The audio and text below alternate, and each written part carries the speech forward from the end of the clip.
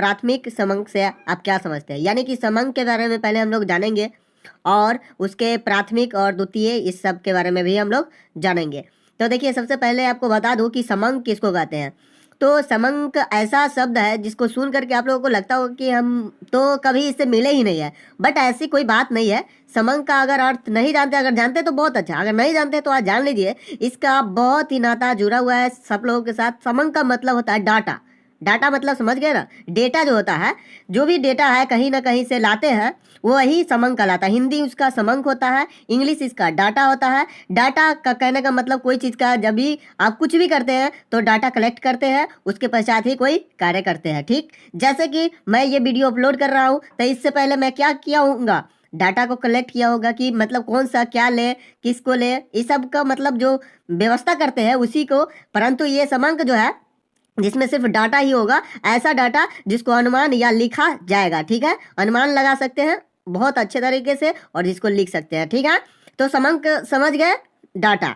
तो इसमें हम लोग जानेंगे कि प्राथमिक और द्वितीय है ना, उसके बारे में अंतर भी समझ लेंगे। तो देखते हैं कि क्या है।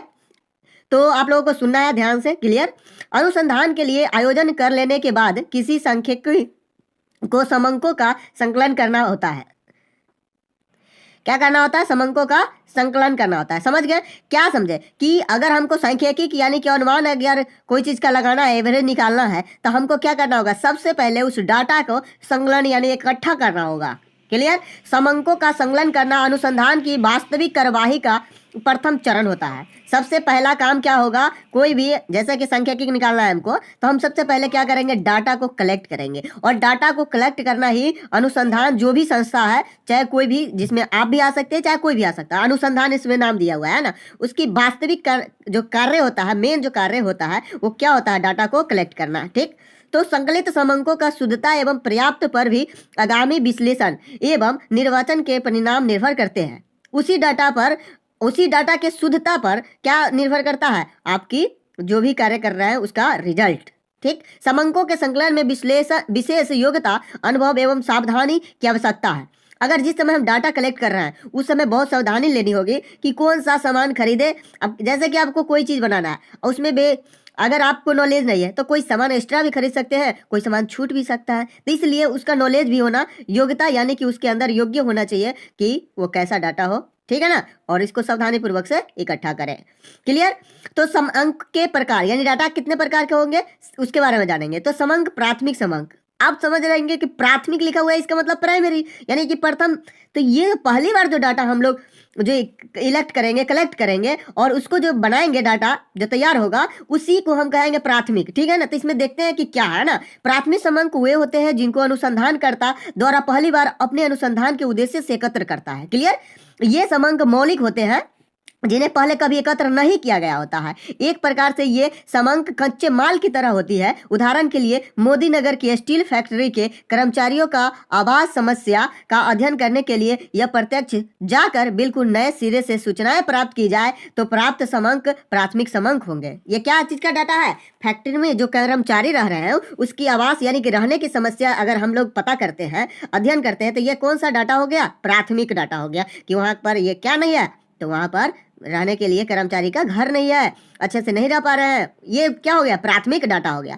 द्वितीय डाटा क्या है, तो द्वितीय डाटा का मतलब होता है, जैसा कि नाम से ही स्पष्ट है कि द्वितीय समंक वे हैं जो पहली बार एकत्र एवं प्रयोग नहीं किए जाते हैं। इन्हें अनुसंधानकर्ता नए सिरों से संकलित नहीं करता बल्कि पहले से ही किसी अनुसंधानकर्ता द्वारा संकलित किए गए हैं। समझ लीजिए कि पहले से कोई किया हुआ है, जैसे कि ये मान लीजिए कि ये स्टील कंपनी, जैसे उदाहरण दिया, और उसी पर हम लोग आगे जाएंगे नहीं, फैक्ट्री में सीधे समझ जाएंगे कि हाँ ऐसे ऐसे प्रॉब्लम है ना, तो ये हो जाएगा द्वितीय संकलन। हाँ, तो बल्कि पहले से ही किए गए हो। समंकों का वह प्रयोग करता है, यही कारण है कि उन्हें प्रयोग करते समय पहले अपने उद्देशानुसार बनाया जाता है एवं अत्यंत सावधानियां बरतनी पड़ती है। उदाहरण के लिए उपरोक्त वर्णित उदाहरण में है, जैसे ऊपर वाला है वो उदाहरण में है, अनुसंधानकर्ता श्रमिकों से संबंधित सूचनाएं किसी स्थानीय मैगजीन या अखबार से प्राप्त कर ले और प्रयोग कर ले तो यह द्वितीय समांक कहलाते हैं। यानी कि अखबार से अगर हम लोग प्राप्त कर ले तो हमको क्या करना होगा, वहां जाना नहीं होगा,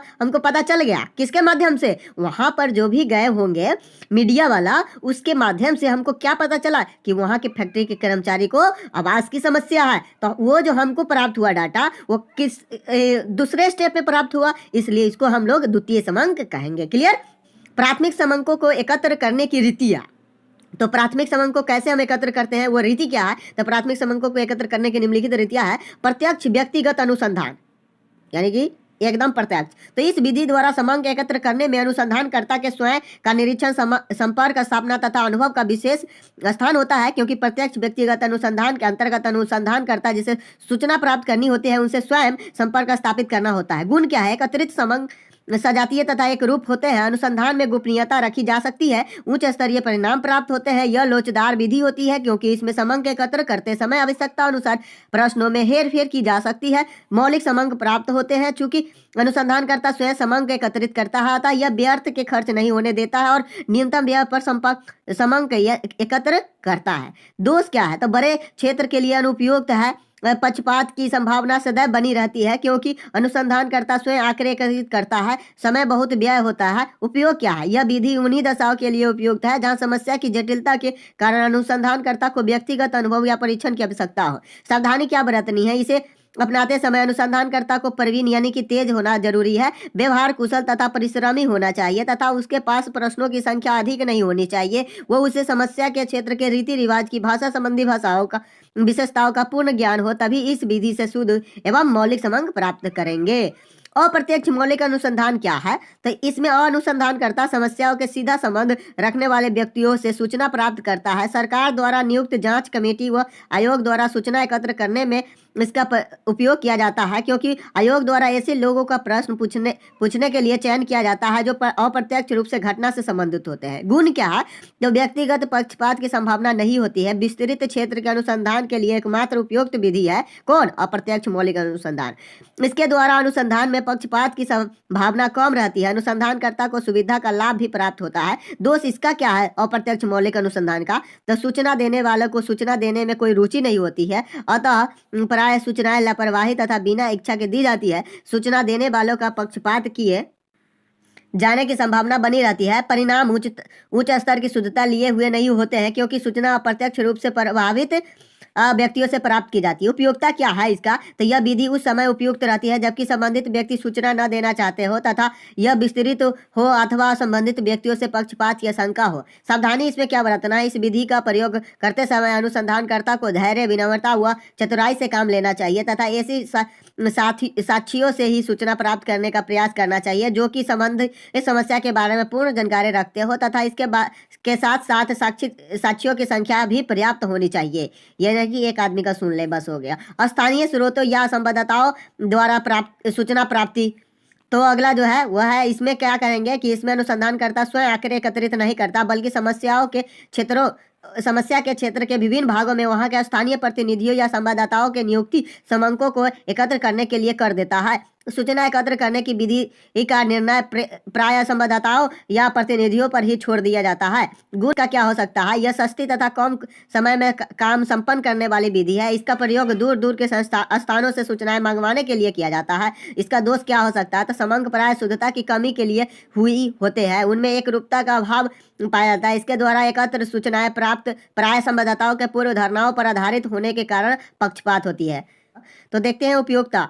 इसका प्रयोग प्राय समाचार पत्रों तथा पत्रिकाओं वाले करते हैं। सरकार द्वारा भी मंडियों से मूल्य तथा सफल का उत्पादन आदि ज्ञात करने में किया जाता है। यह प्रणाली उन दशाओं में विशेष लाभदायक है जहां बहुत अधिक शुद्धता की आवश्यकता न हो और केवल लगभग या सन्निकट परिणामों की आवश्यकता हो। देखिए, मैं जो ये सारे पॉइंट है उस सबका मेन एक ही उद्देश्य है कि आप स्वयं जाकर के डाटा कलेक्ट कीजिए, तभी आपको पूर्ण यानी कि 90% से ऊपर शुद्ध मिलेगा, नहीं तो नहीं मिलेगा। तो आपको इतनी बात ध्यान में रखना है, चाहे कोई भी आए, जो भी सूचना प्राप्त हो, आपको क्या होगा? उसमें दोष होगा ही। क्लियर?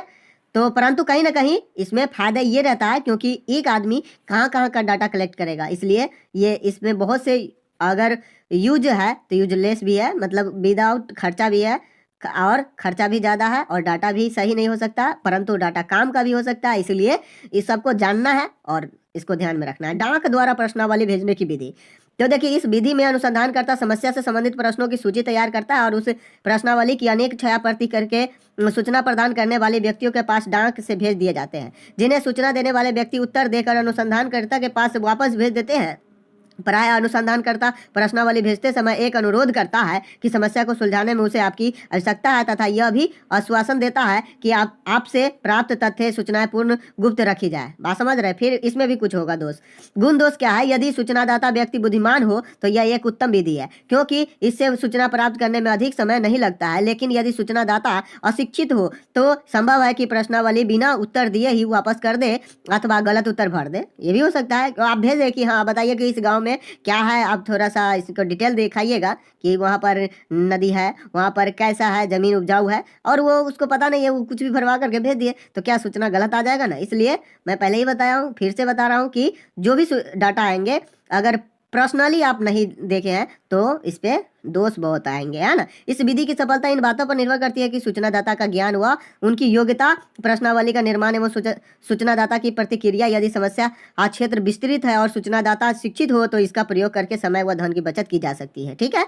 अगला जो है गणकों यानी कि डाटा द्वारा अनुसूची भरवा कर सूचना प्राप्ति करना। इसमें प्रश्नावली को कुछ चुने हुए एजेंटों को सूचनादाता के पास साक्षात्कार लेने के लिए भेजा जाता है। इन एजेंटों को गणक या प्रगणक कहते हैं। इन्हें वेतन पर या अवैतनिक रूप से नियुक्त किया जा सकता है। भारत की गणना करते समय सूचना संगणकों द्वारा ही प्राप्त की जाती है। इसका गुण क्या है, दोष क्या है? व्यक्तिगत अनुसंधान के लिए यह खर्चीली विधि है, लेकिन अन्य विधि की अपेक्षा प्रगणों द्वारा भरी गई सूचियाँ अधिक सही है, वो विश्वसनीय होती है। ये ठीक है थोड़ा सा, क्योंकि आप जिसको काम पर रखे हुए हैं वो आपके साथ ऐसे थोड़ी ना करेंगे, ठीक है ना। तो इसलिए यदि सूचियाँ सही तैयार की गई हो तो प्रगणक सही सूचना एकत्र करने में सफल हो सकते हैं। इसके विपरीत अयोग्य प्रगणकों द्वारा सही निर्देश नहीं दिए रहने पर सूचनाएं गलत एकत्र होगी। तो उसको पहले ही आपको बता देना है कि कैसी डाटा लाना है ना। तो सारे अगर जानकारी दे करके उसको भेजते हैं तो आपका डाटा बहुत अच्छा होगा। तो इस तरह से हम लोगों ने देखा कि समंक किसको कहते हैं, प्रथम समंक और द्वितीय समंक में अंतर समझे। तो आप लोगों को ये वीडियो अच्छा लगा हो तो इसको लाइक कर दीजिएगा, और इस चैनल पर नए तो इसको सब्सक्राइब कर लीजिएगा। लेंदी हो जाता है वीडियो, बट क्या कर सकते हैं, थोड़ा सा समझाने की कोशिश करते हैं। अगर समझ आ रहे आप लोग तो लाइक जरूर कीजिएगा। Thank you for watching. फिर मिलते हैं नेक्स्ट वीडियो में।